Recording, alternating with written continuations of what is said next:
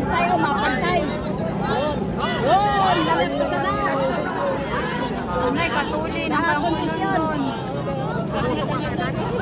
Nakakondisyon na ito isa.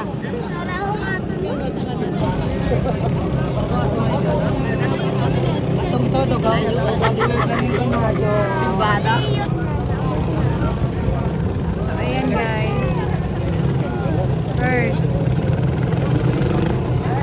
First na, Sangkol Dondon. Tapos ito, galabanan sa third and fourth place. Yay! Nakapang third pa.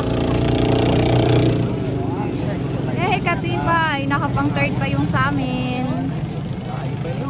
Nakapang third pa.